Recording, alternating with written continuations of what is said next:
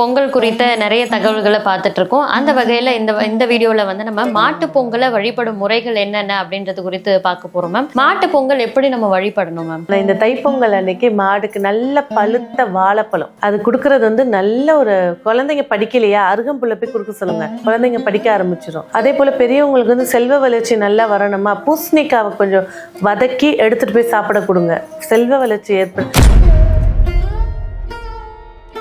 கண்ணுக்கு தெரியாத துர்சக்திகள் இருக்குனாக்கா அது விலக்கி கொடுத்துரும். சில குழந்தைங்க பிடிவாதமா இருப்பாங்க, சில வீட்டில் பெரியவங்களே பிடிவாதமா இருப்பாங்க. 60 வயசு பாட்டி கூட கொஞ்சம் பிடிவாதம் அதிகமா இருக்கும். அப்போ இது இருக்கக்கூடவங்க இந்த சவுண்டு கேட்கும் போது அவங்களுக்கு ஒரு தெளிவை ஏற்படுத்தி கொடுக்கும், ஏன் இறுக்கமா இருக்கும் அப்படின்ட்டு. ஸோ இதெல்லாம் வந்து பாரம்பரியத்துல இருந்துட்டு இருந்தது. இப்பெல்லாம் அது என்னன்னு யாருக்குமே தெரியாது. நிறைய பேர் கிண்டல் கூட பண்ணுவாங்க இதை பார்த்துட்டு. இந்த மாட்டு பொங்கலுக்கு நம்ம எந்த நிற மலர்களை வச்சு வழிபடணும்? சம்மங்கி பூ வாசனையா இருக்கணும், அந்த இடத்துல வச்ச உடனே அரோமா, இல்லையா மறிக்கொழுந்து.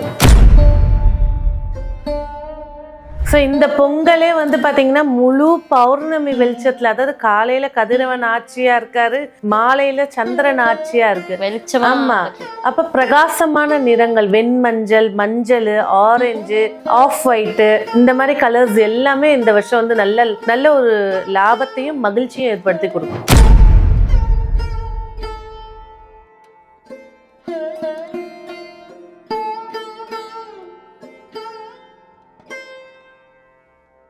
பொங்கல் குறித்த நிறைய தகவல்களை பார்த்துட்டு இருக்கோம். அந்த வகையில இந்த வீடியோல வந்து நம்ம மாட்டு பொங்கலை வழிபடும் முறைகள் என்னென்ன அப்படின்றது குறித்து பார்க்க போறோம் மேம். மாட்டு பொங்கல் எப்படி நம்ம வழிபடணும் மேம்? மாட்டு பொங்கல் அப்படின்னு எடுத்துக்கிட்டிங்கன்னா, எப்படி சென்னை சிட்டியில் வந்து பொங்கலை பெருசாக கொண்டாடுறாங்களோ, கிராமங்களில் வந்து தைப்பொங்கலை விட மாட்டு பொங்கல் தான் விசேஷம் அதிகம். ஏன்னா உழவனுடைய நண்பன் அப்படிங்கிறவன் யாருன்னா மாடு தான்.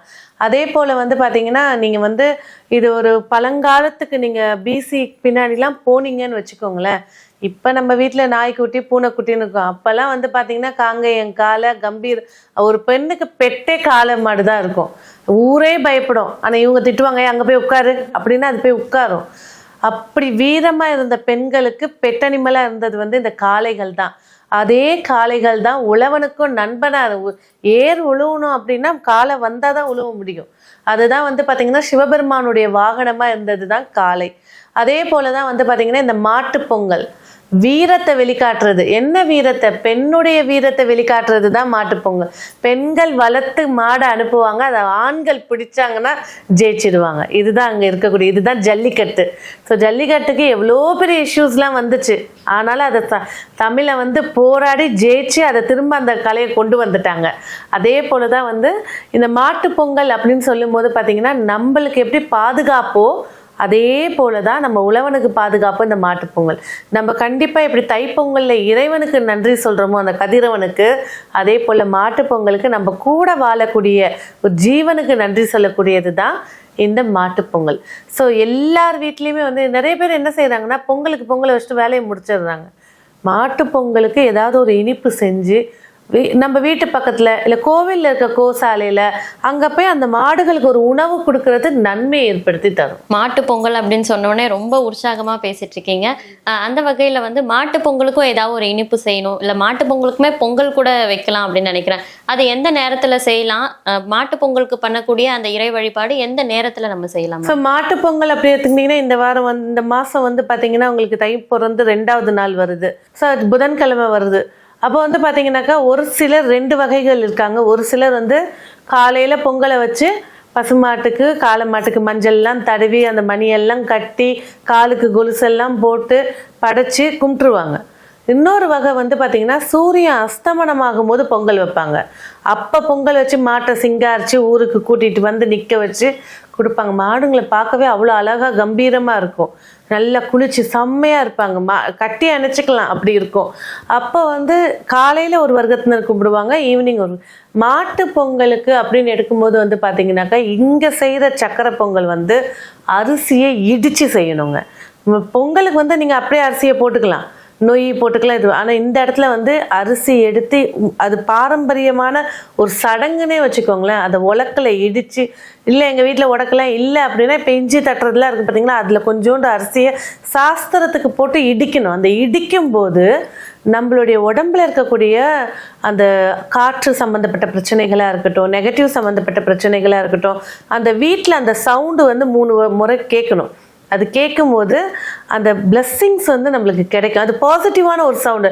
இப்போ நீங்கள் சைனா டிபெட்லாம் போனீங்க அப்படின்னாக்கா அதை அந்த மணி ஒன்று அடிப்பாங்க. அந்த மணி அடித்தா அந்த வைப்ரேஷன், இப்போ நிறைய யூடியூப்ஸ்லேயே வந்துச்சு, அந்த பவுலில் வந்து இப்படி ஒரு அடிப்பாங்க.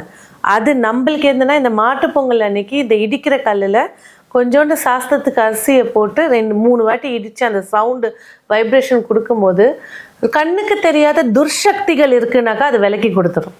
ஸோ சில குழந்தைங்க பிடிவாதமாக இருப்பாங்க, சில வீட்டில் பெரியவங்களே பிடிவாதமாக இருப்பாங்க. 60 வயசு பாட்டி கூட கொஞ்சம் பிடிவாதம் அதிகமாக இருக்கும். அப்போ இது இருக்கக்கூடவங்க இந்த சவுண்டு கேட்கும்போது அவங்களுக்கு ஒரு தெளிவை ஏற்படுத்தி கொடுக்கும், ஏன் இறுக்கமாக இருக்கும் அப்படின்ட்டு. ஸோ இதெல்லாம் வந்து பாரம்பரியத்தில் இருந்துட்டு இருந்தது. இப்போல்லாம் அது என்னன்னே யாருக்குமே தெரியாது. நிறைய பேர் கிண்டல் கூட பண்ணுவாங்க இதை பார்த்துட்டு. ஆனால் நிறைய பேர் இது இருந்துச்சு, சின்ன வயசில் எங்கள் பாட்டி செஞ்சுருக்காங்க அப்படின்னும் சொல்லுவாங்க. ஸோ அந்த இடிச்சிட்டு நார்மலாக அரிசியை போட்டுட்டு பொங்க வைக்க வேண்டியது தான். அந்த பொங்கலை செஞ்சு இந்த இடத்துல வந்து என்ன செய்யணும், பொங்கலுக்கு மொட்டை மாடியில் போய் வச்சோம், பூஜை ரூமில் வச்சோம். இங்கே வந்து வாசலில் வைக்கணும். வாசலை சுத்தமாக தொடச்சிட்டு அந்த இடத்துல ஒரு தட்டு வச்சு இல்லை இலை வச்சோ பொங்கல் வச்சு கற்பூரம் காட்டி அதுக்கப்புறமா அதை எடுத்துகிட்டு போய் பூஜை ரூமில் வைக்கணும். ஸோ இது வந்து மாட்டு பொங்கலுக்கான பாரம்பரியம். சில ஊரில் என்ன செய்வாங்கன்னா கொட்டாயிலே போய் வச்சுருவாங்க. மாடு பக்கத்துலேயே நெருப்பு மூட்டி பொங்கலை வச்சு கற்பூரம் காட்டி வச்சுருவாங்க. இங்கே வந்து அப்பார்ட்மெண்ட்டில் இருக்கேன், இந்த மாதிரி இருக்கேன்றவங்க பொங்கலை செஞ்சு வாசலில் வச்சுட்டு அதை எடுத்துகிட்டு போய் பூஜை ரூமில் வச்சு விளக்கேற்றணும். மாட்டு பொங்கலில் மாடுகளுக்கு தானம் கொடுக்கறது சிறந்தது அப்படின்னு சொன்னீங்க மேம். அந்த தானத்தில் வந்து நம்ம பொங்கல் கொடுக்குறோம். அந்த பொங்கல் தானத்தை விட வேற என்னென்ன தானங்கள் வந்து மாட்டுக்கு கொடுக்கறது நற்பலன்களை ஏற்படுத்தி கொடுக்குமா? நல்ல விஷயங்கள், நல்ல கொஸ்டின் கேட்டீங்க. நிறைய பேர் என்ன செய்வாங்கன்னா, அமாவாசை போய் அந்த அகத்திக்கீரையை கொடுத்து அந்த மாடையை மயக்கி விட்டுருவாங்க. இந்த இடத்துல வந்து பார்த்தீங்கன்னா மாடு அகத்திக்கீரை மட்டும் தின்னாது, பழம் சாப்பிடும், செவ்வாழை சாப்பிடும், வைக்கோல் சாப்பிடும், இதெல்லாம் சாப்பிடும்ன்றதே தெரியாம ஆக்கிடுவாங்க. ஆனால் இந்த தைப்பொங்கல் அன்னைக்கு மாடுக்கு நல்ல பழுத்த வாழைப்பழம் அது கொடுக்கறது வந்து நல்ல ஒரு, குழந்தைங்க படிக்கலையா அருகம்புல்லை போய் கொடுக்க சொல்லுங்க, குழந்தைங்க படிக்க ஆரம்பிச்சிடும். அதே போல் பெரியவங்களுக்கு வந்து செல்வ வளர்ச்சி நல்லா வரணுமா, பூசணிக்காவை கொஞ்சம் வதக்கி எடுத்துகிட்டு போய் சாப்பிட கொடுங்க, செல்வ வளர்ச்சி ஏற்படும். அதுவும் பசுக்கு கொடுத்தீங்கன்னாக்கா பூசணிக்காய், மஞ்சள் பூசணி கொடுத்தீங்கன்னாக்கா அவ்வளோ செல்வ வளர்ச்சி ஏற்படுத்தி கொடுக்கும். அதே போல் பழுத்த வாழைப்பழம் கொடுக்கும்போது குடும்ப ஒத்துமையை ஏற்படுத்தி கொடுக்கும். சிலர் வந்து சாப்பாடே கூட வைப்பாங்க, அது அந்த கோவிலில் தான் இருக்குனாக்கா அவங்கள வளர்க்குறவங்கள கேட்டுட்டு தான் கொடுக்க முடியும். அப்படி இல்லாத பட்சத்துக்கு இந்த காய்கறிகள் கொடுக்கறது சிறப்பு தரும். தைப்பொங்கல் வந்து குலதெய்வ வழிபாட்டுக்கு ரொம்ப சிறந்தது அப்படின்னு சொன்னீங்க. மாட்டு பொங்கல் எந்த இறைவனுக்கு ரொம்ப சிறந்தது? எல்லை தெய்வம். அதாவது குலதெய்வம் வந்து நம்ம குலத்தை காத்த தெய்வம். எல்லை தெய்வம் வந்து இப்ப நான் வந்து இங்க பாரிஸ்ல இருக்கேன் அப்படின்னா பாடிகார்ட் மினிஸ்டர் தான் எல்லை தெய்வம். காவல் தெய்வத்தை தான் எல்லை தெய்வம்னு காவல் காக்கக்கூடியது. அந்த காவல் தெய்வத்தை இன்னைக்கு போய் பார்த்துட்டு வர்றது சிறப்பு. இப்போ மாட்டு பொங்கலுக்கு வந்து நம்ம காவல் தெய்வத்தை வழிபடுறது சிறப்புன்னு சொன்னீங்க. விளக்குகள் ஏத்துறதுமே வந்து ஒவ்வொரு விசேஷத்துக்கும் இத்தனை விளக்குகள் ஏத்தணும் அப்படின்னு இருக்கும். மாட்டு பொங்கல் நம்ம காவல் தெய்வ வழிபாடு பண்ணும்போது எத்தனை விளக்குகள் ஏத்துனா சிறப்பு மேம்? ரொம்ப சூப்பர். இப்போ வந்து எல்லா நாட்டு மருந்து கடையிலையும் இந்த பஞ்சகவ்ய விளக்குன்னு, அது ஒரிஜினலா டூப்ளிகேட் ரெண்டாவது. ஆனா இந்த நாள்ல என்ன செய்யறீங்கன்னாக்கா, கோவிலுக்கு போங்க, பசுஞ்சாணத்தை வாங்கிட்டு வாங்க கொஞ்சோண்டு, அதை எடுத்துட்டு வந்து நல்ல சுத்தமான தண்ணி, இல்லையா எல்லார் வீட்லேயும் காசி தண்ணி கங்கை தண்ணி இருக்கும், அது கொஞ்சம் விட்டு சும்மா சாஸ்திரத்துக்கு 2 சொட்டு பால், 2 சொட்டு கோமியம், 2 சொட்டு தயிர், 2 சொட்டு நெய் போட்டு நல்லா பிசைஞ்சு அதை உருண்டையாக்கி ஒரு சின்ன மாவிளக்கு மாவு எப்படி போடுவோம் அதே மாதிரி அந்த இதை வச்சு தீபம் ஏற்றுங்க.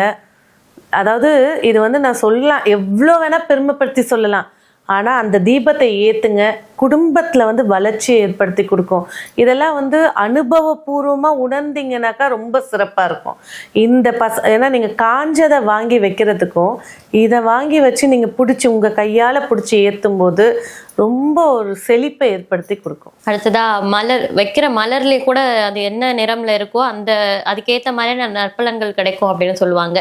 இந்த மாட்டு பொங்கலுக்கு நம்ம எந்த நிற மலர்களை வச்சு வழிபடுறோம்? சம்மங்கி பூ வாசனையா இருக்கணும், அந்த இடத்துல வச்ச உடனே அரோமா, இல்லையா மறிக்கொழுந்து.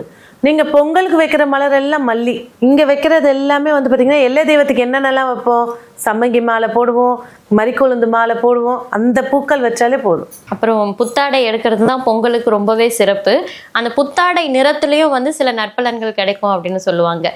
எந்த கலர் ஆடைகளை நம்ம மாட்டு பொங்கலுக்கு உடுத்தலாம் மேம்? ஸோ இந்த பொங்கலே வந்து பாத்தீங்கன்னா முழு பௌர்ணமி வெளிச்சத்துல, அதாவது காலையில கதிரவன் ஆட்சியா இருக்காரு, மாலையில சந்திரன் ஆட்சியா இருக்கு. வெளிச்சமா ஆமா, அப்ப பிரகாசமான நிறங்கள், வெண்மஞ்சள், மஞ்சள், ஆரஞ்சு, ஆஃப் ஒயிட்டு, இந்த மாதிரி கலர்ஸ் எல்லாமே இந்த வருஷம் வந்து நல்ல நல்ல ஒரு லாபத்தையும் மகிழ்ச்சியும் ஏற்படுத்தி கொடுக்கும்.